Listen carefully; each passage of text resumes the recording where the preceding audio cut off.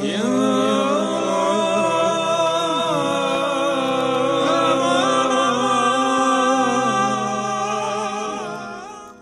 antara ragam serat jangka Jayabaya, salah satunya bercerita tentang Syekh Subakir dan peranannya dalam membangun peradaban bangsa di tanah Jawa. Konon ada semacam perjanjian antara Sabto Palon sebagai pamomong atau danyang gaib tanah Jawa dengan Syekh Subakir sebagai penyebar agama Islam generasi awal di Jawa ini. Tersebutlah kisah tersebut dalam tulisan lontar kuno yang diperkirakan ditulis oleh Kanjeng Sunan Derajat atau setidak-tidaknya oleh murid atau pengikut beliau. Beliau berhasil menumbali Pulau Jawa yang terkenal angker dan wingit. Beliau juga berhasil bernegosiasi dengan Danyang Jawa, sang penunggu gaib tanah Jawa, untuk menyebarkan Islam di Jawa dengan beberapa syarat. Lantas bagaimana dan syarat apa sajakah yang harus dipenuhi Syekh Subakir tersebut? Mari kita simak ulasan selengkapnya hanya di Alikul Channel. Jangan lupa like, komen, share, dan subscribe. Nyalakan lonceng notifikasi untuk mendapat informasi terbaru, karena semua ini gratis.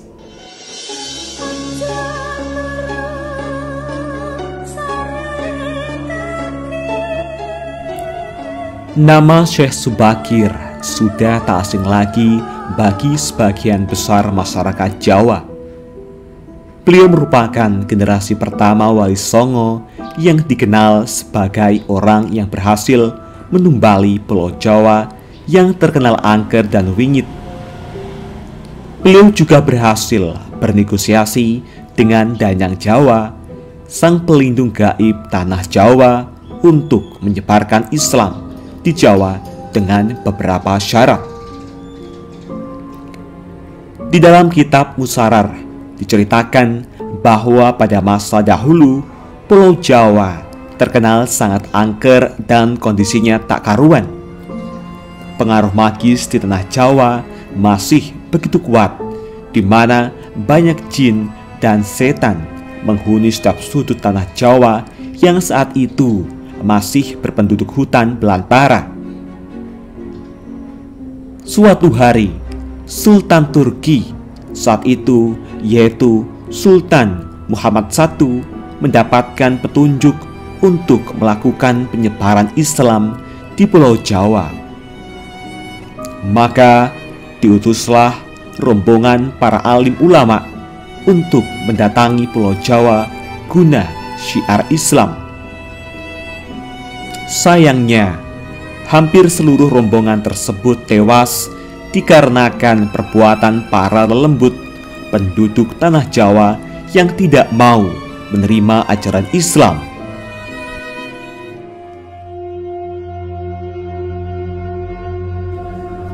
Mendengar kegagalan utusan yang dikirimnya membuat Sultan Muhammad I sedikit gusar.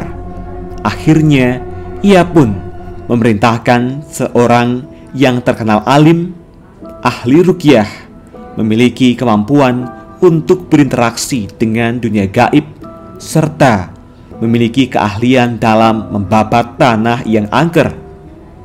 Dialah Syekh Subakir, yang memiliki nama asli Syekh Tambuh Ali bin Syekh Bakhir, lelaki yang berasal dari tanah Persia atau yang sekarang lebih dikenal dengan negara Iran. Setelah mendapat perintah Sultan, Syekh Subakir langsung berlayar ke Pulau Jawa. Namun, sebelum sampai ke Pulau Jawa, beliau terlebih dahulu mampir ke Praja Keling, sebuah daerah yang diduga terletak di India, untuk mengajak penduduk di Praja Keling agar mau menempati Pulau Jawa. sekitar 20.000 penduduk Praja Keling turut serta dalam pelayaran Syekh Subakir menuju Pulau Jawa. Sesampainya di Pulau Jawa, Syekh Subakir langsung menuju ke Gunung Tidar yang diyakini sebagai titik pusat dari tanah Jawa. Di puncak Gunung Tidar, Syekh Subakir memasang tumbal berupa batu hitam yang sudah dirajah. Batu tersebut dikenal dengan nama Aji Kolocokro yang mampu menetralisir daya magis negatif dari bangsa jin. Selama 3 hari 3 malam, batu tersebut mengeluarkan hawa yang sangat panas, sehingga membuat para lelembut terpaksa menyingkir ke Laut Selatan Jawa. Kegegeran di dunia gaib pun mengusik ketenangan Ki Semar Bodronoyo, sang danyang tanah Jawa, yang selama ribuan tahun khusyuk bertapa. Selanjutnya terjadilah adu kekuatan antara Syekh Subakir dengan Ki Semar selama 40 hari 40 malam. Sebab sama-sama kuatnya, akhirnya Ki Semar menawarkan sebuah perundingan kepada Syekh Subakir, yang mana menghasilkan sebuah perjanjian yang terkenal dengan sebutan Perjanjian Sabdo Palon. Syekh Subakir menyampaikan maksud kedatangan beliau ke tanah Jawa guna menyebarkan ajaran Islam, agama yang dibawa oleh Nabi Muhammad sebagai pamungkas agama Samawi. Kemudian Ki Semar pun memperbolehkan Syekh Subakir untuk menyebarkan agama Islam di tanah yang ia lindungi. Berikut dialog Sabdo Palon dengan Syekh Subakir yang terjadi di atas Gunung Tidar, Magelang. Dialog penulis turunkan adalah dialog versi imajiner yang penulis olah dari hikayat tersebut dengan bahasa penulis sendiri.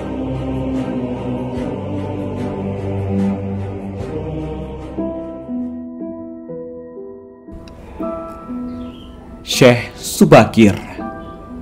Kisanak, siapakah Kisanak ini? Tolong jelaskan kepada saya. Sabdo Palon. Aku ini Sabdo Palon, pamomong atau penggembala tanah Jawa sejak zaman dahulu kala. Bahkan sejak zaman Kadewatan, para dewa, akulah pamomong para kesatria leluhur. Dulu aku dikenali sebagai Sang Hyang Ismoyo Jati, lalu dikenal sebagai Ki Lurah Semar Bodronoyo, dan sekarang zaman Mojopahit ini namaku dikenal sebagai Sabdo Palon. Syekh Subakir. Oh, berarti Kisanak ini adalah danyang atau penguasa tanah Jawa ini? Perkenalkan Kisanak, namaku adalah Syekh Subakir, berasal dari tanah Syam, Persia. Sabdo Palon.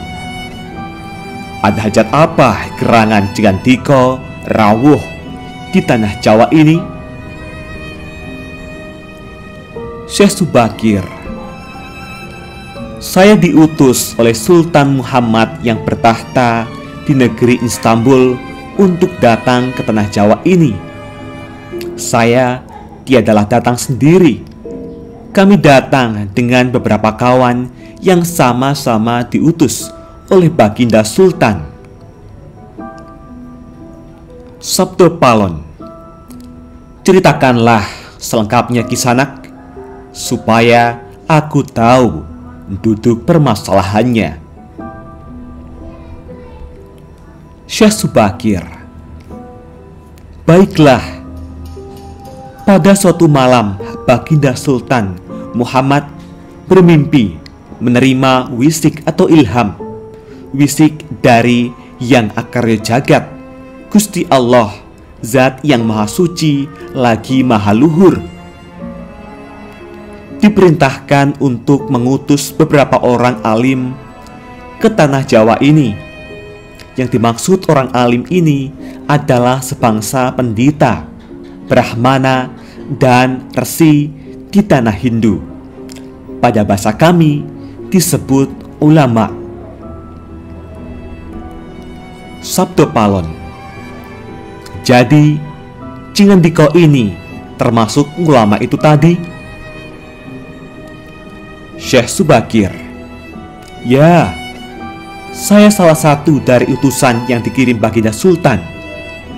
Adapun tujuan kami dikirim kemari adalah untuk menyebarkan wawaras suci atau ajaran suci amadar agama suci, yaitu Islam. Sabdo Palon. Bukankah Kisanak tahu bahwa di tanah Jawa ini sudah ada agama yang berkembang, yaitu Hindu dan Buddha, yang berasal dari tanah Hindu? Buat apa lagi Kisanak menambah dengan agama yang baru lagi? Syekh Subakir.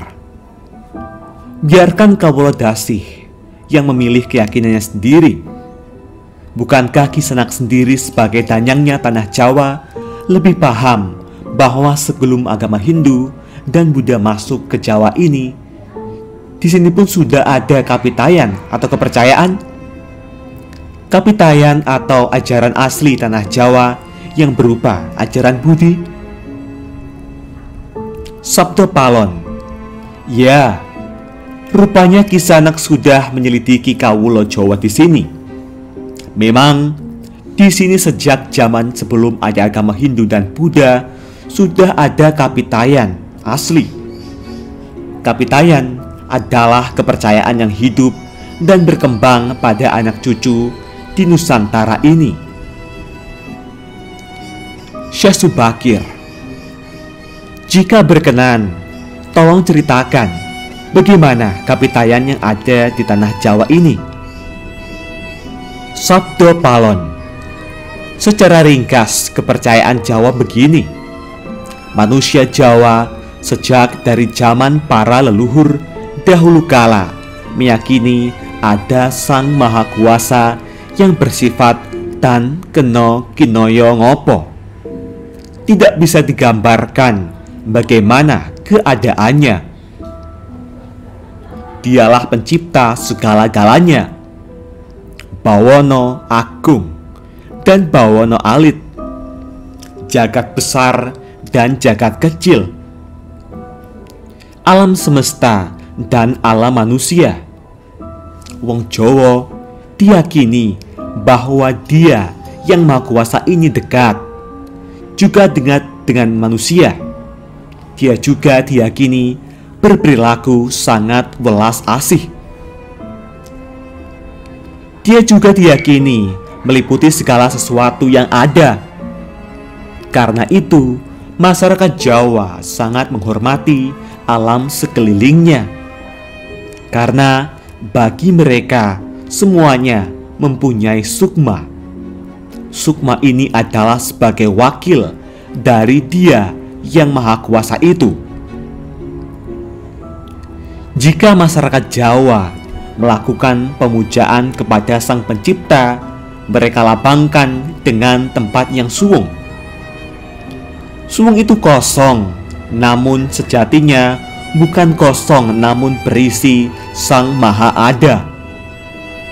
Karena itu, tempat pemujaan orang Jawa disebut Sanggar Pamujan. Di salah satu bagiannya dibuatlah sentong kosong atau tempat atau kamar kosong untuk arah pemujaan. Karena diyakini bahwa di mana ada tempat suwung, di situ ada yang maha berkuasa. Syekh Subakir. Nah, itulah juga yang menjadi ajaran agama yang kami bawa untuk memberi ageman, pegangan atau pakaian yang menegaskan itu semua. bahwa sejatinya di balik semua yang wujud ini ada Sang Wujud Tunggal yang menjadi pencipta, pengatur, dan pengayom alam semesta. Wujud tunggal ini dalam bahasa Arab disebut Al-Ahad, di mana Maha dekat kepada manusia. Bahkan lebih dekat Dia daripada urat leher manusianya sendiri. Ajaran agama kami menekankan budi pekerti yang agung, yaitu menebarkan welas asih kepada alam gumebyar, kepada sesama titah atau makhluk. Lihatlah Sang Danyang, betapa sudah rusaknya tatanan masyarakat Majapahit sekarang. Bekas-bekas perang saudara masih membara. Rakyat kelaparan, perampokan, dan penindasan ada di mana-mana. Ini harus diperbarui budi pekertinya. Sabto Palon. Aku juga sedih sebenarnya memikirkan rakyatku. Tatanan sudah bubrah. Para pejabat negara sudah lupa akan dharmanya. Mereka saling sikut untuk merebutkan jabatan dan kemewahan duniawi. Para pandito juga sudah tak mampu berbuat banyak. Orang kecil salang tunjang bersusah payah mencari pepangan. Zaman benar-benar zaman edan. Syekh Subakir. Karena itulah mungkin Sang Mahajawata Agung menyuruh Sultan Muhammad Turki untuk mengutus kami ke sini.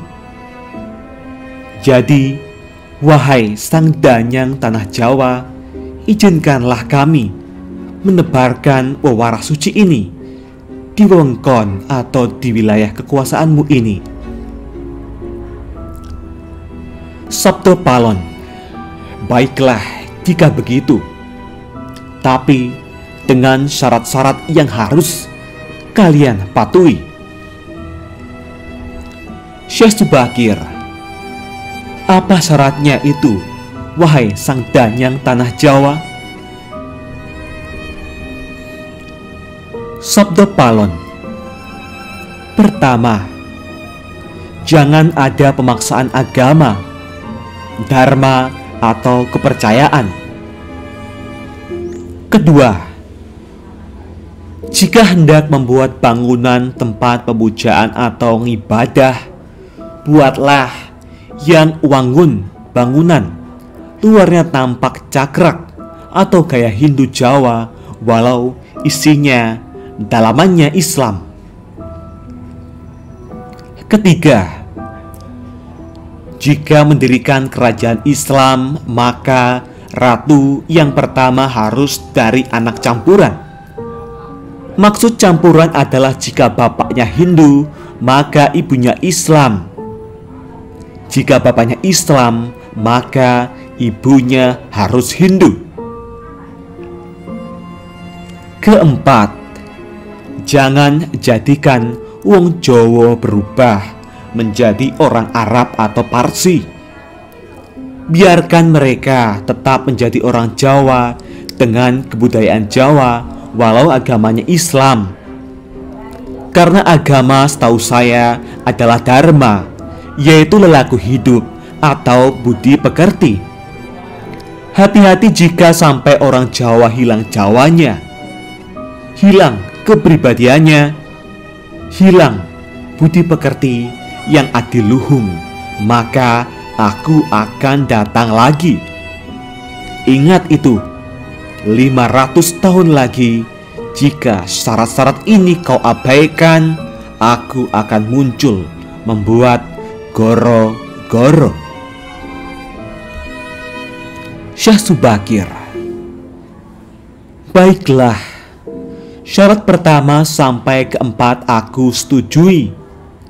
Namun khusus syarat keempat, Betapapun aku dengan kawan-kawanku akan tetap menghormati dan melestarikan budaya Jawa yang adiluhung ini. Namun, jika suatu saat kelak karena perkembangan zaman dan ada perubahan, maka tentu itu bukan dalam kuasaku lagi. Biarlah Gusti Kang Akarya Jagat yang menentukannya.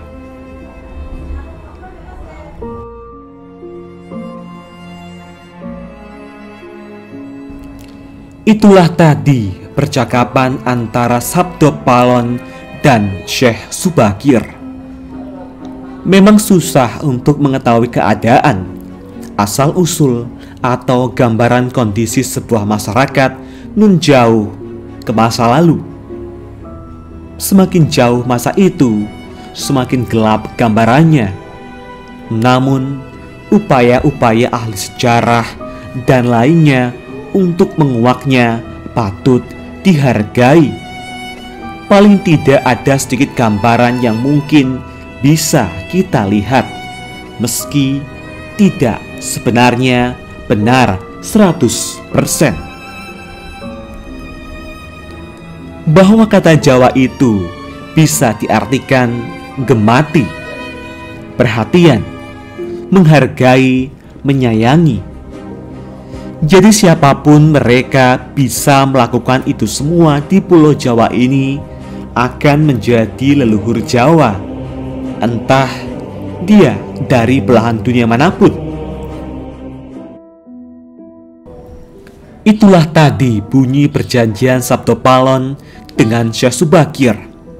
Semoga gambaran kisah yang nun jauh di masa lalu ini bisa dijadikan sebuah mawas diri.